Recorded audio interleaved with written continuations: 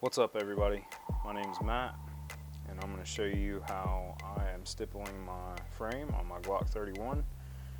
This gun was issued to me about 9 years ago at the start of my law enforcement career, and we recently just got issued new ones, so I had the opportunity to buy this one back. I have started on the gun already. I've started my borders, and I've started the pattern on the other side, and I'll show you that in just a second. Just wanted to show you this. It does have my department name and badge engraved on that, and I'll show that a little closer later in the video. As you can see here, I'm by no means a professional. My borders aren't the cleanest, but I still think it looks pretty good, and I haven't found a good short video on YouTube on how to start this and get going. So if you're a relatively handy person, you can do this no problem at all. I'll go through every step, so we're gonna make sure the gun's clear, and then we're gonna break it down because it's easier to work on the gun without the slide on it.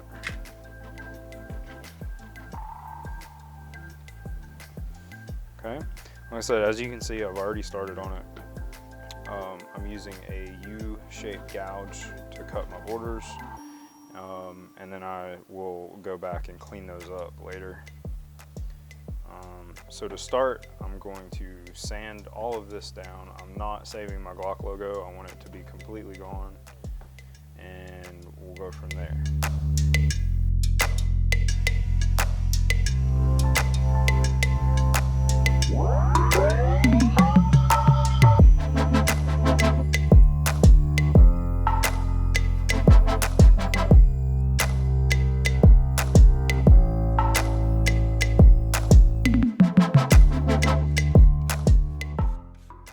All right, so next up, I'm going to mark where I want my border to go. It's probably going to be pretty hard to see, but when I flatten it out, it shouldn't be as bad.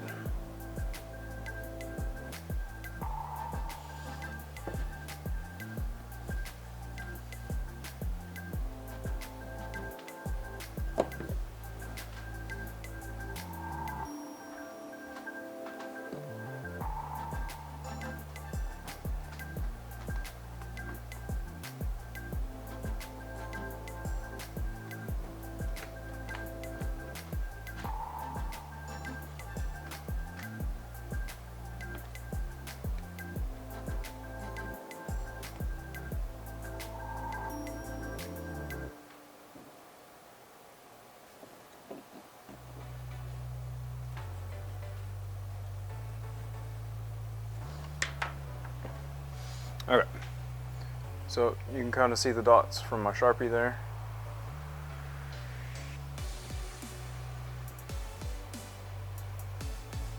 Some people draw lines, some people measure. I kind of eyeball it. So I'm going to take my U-shaped gouge, and I'm going to start on a flat spot, and I'm going to work my way across. It doesn't really matter what direction. When you get to a turn, you can just turn your hand while you're cutting, and it'll go with it. You want to go slow. This is definitely not the best woodworking tool or any kind of cutting tool you can get. This is cheap. I did this kind of on a whim. So instead of ordering something nice, I just found something at a little hobby store. This would be a whole lot easier and probably a lot cleaner if I used something that was nice. So I'm gonna get started on this. To be honest, this is super hard working around my tripod because I don't have it set up to shoot overhead right now. So here we go. And this is my actual speed. So you can see there I slipped. It's not a huge deal because it usually just comes right out in the direction that you're going. But you want to try to avoid that. You can see that's a decently clean border. It's not perfect, it's not laser cut. If you want perfection, go to somebody who has a laser engraver and do it that way. and I'm gonna stop myself there. There are some people who do this by hand who make it look like a laser engraver did it. Props to you guys. I am not there yet.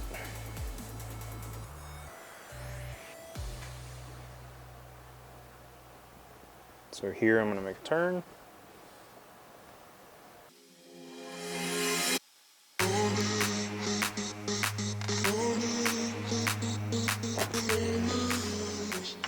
Alright.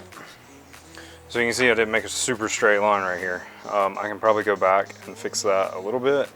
To be honest, like I said, I'm not that worried about it. Super old gun. This is more for nostalgic purposes and me just wanting to practice on something. So why not practice on the gun that I carried forever?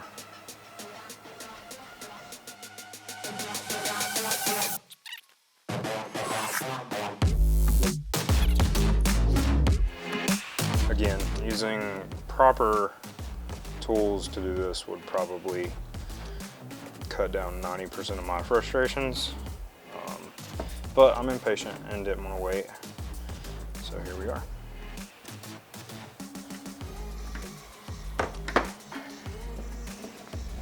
Y'all can drag me for that if you want to. I don't really care.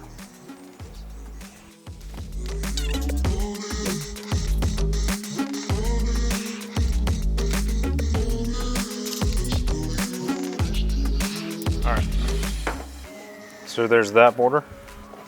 Cuts out, goes all the way around. So your top's done. Now I need to finish the bottom part.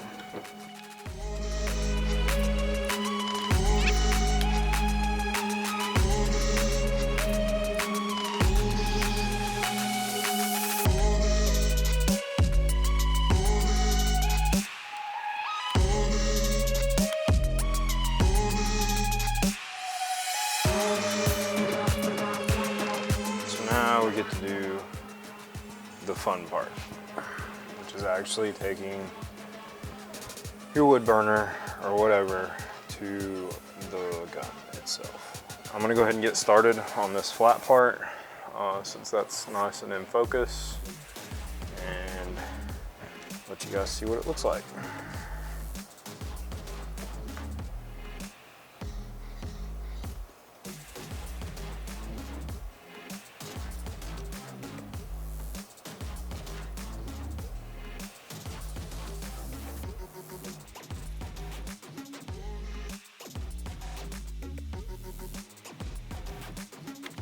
So as you can see, I'm just following my border. I can definitely tell that aside from my angle here, where I kind of goofed that up,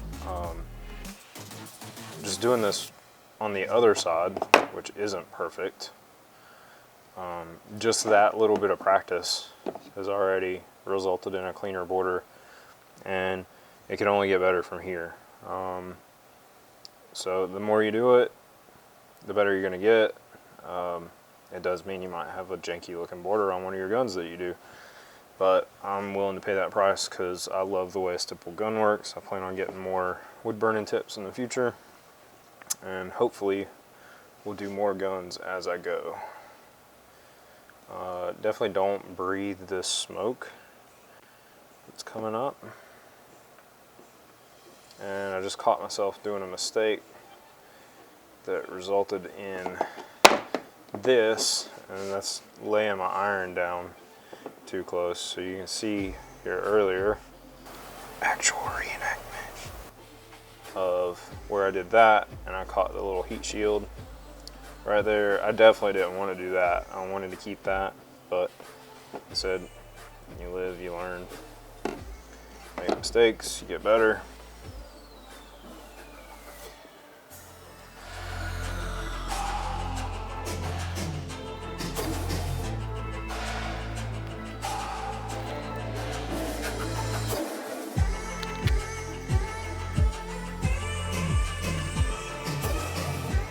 I am doing a little bit of a lighter touch right here on this raised area so it doesn't go as deep and get as aggressive. I noticed that on the other side because I didn't sand that down. I did a little, but not much. I noticed it got pretty aggressive. I actually had to cut some of it down. I can actually fix that real quick. I'm just using this bigger tip. That's what she said.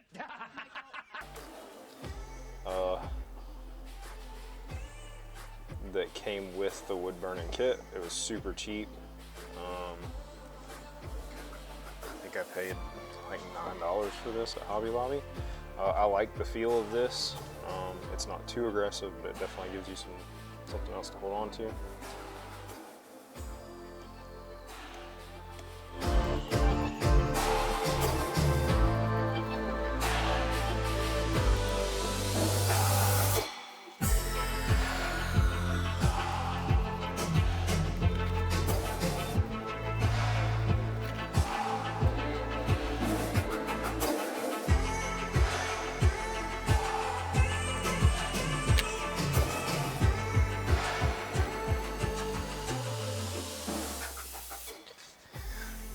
And at this point, I want you to let you know that I'm super uncomfortable right now. You need to be comfortable doing this. I'm pretty sure my thumb's numb right now. I don't have a chair or anything currently at my little workbench that I've got set up. So, yeah, being comfortable would help a whole lot more in doing all of this. So I'm just hanging out. Let my thumbs go numb. Price we pay for YouTube, right?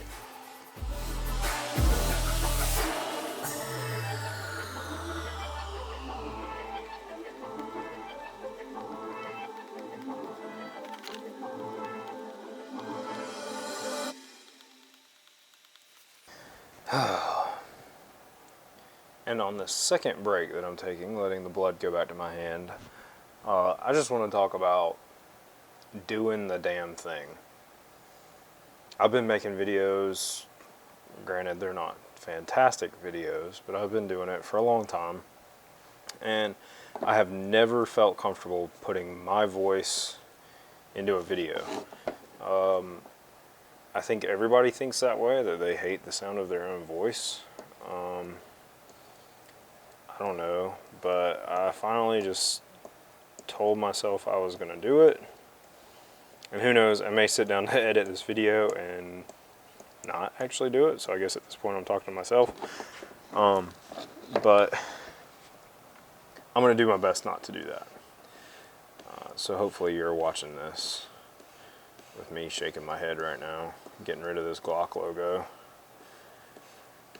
But you know, I was watching a video by Peter McKinnon the other day that was talking about why people don't get started and why they don't just do it. And it got me thinking, which I've thought this before, that I just need to get started, branch out and do things that I'm not comfortable with, and here we are.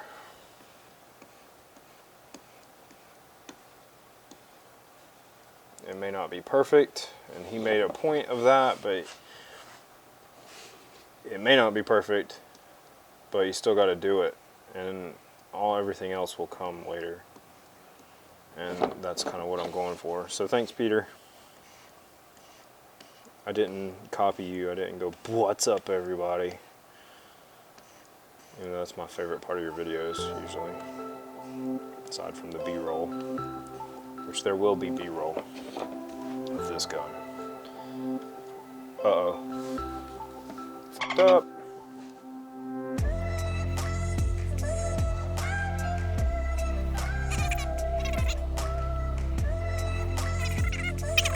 Alright, so this is going to be out of focus a little bit. I'm not going to reach up since I have gloves on and a hot thing, and I'm just going to do it. I apologize. There's not a whole lot to do here.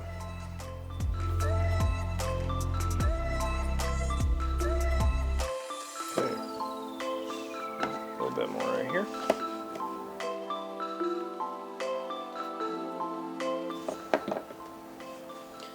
Alrighty. On the other side, I had to do a lot of cleaning, and I did that by taking the wood burner and running it along, and it worked okay, but I mean, you can see that it's not the smoothest thing in the world. Down the road, I might try to clean that up a little bit with a higher quality U-gouge. But for right now, I'm pretty happy with that. Again, it isn't perfect. It isn't a professional job.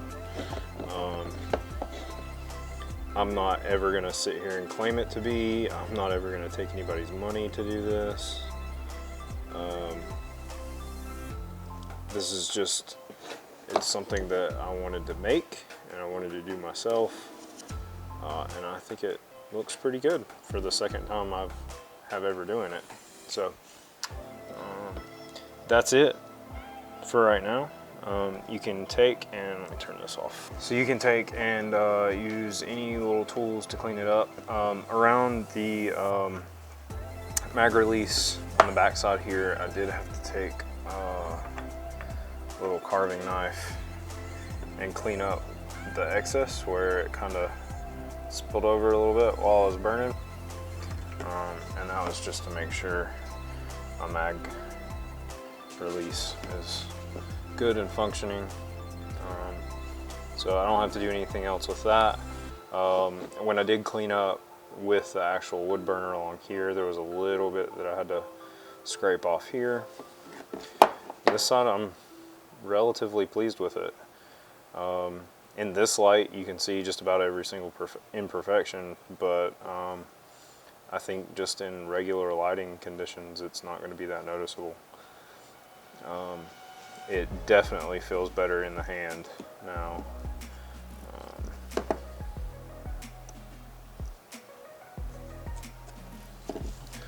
So that's that for now. Put it back together and see what it looks like.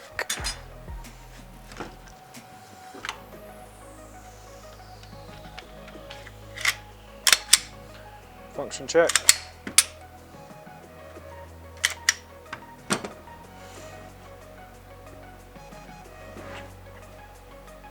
There it is. Okay, time for B-roll.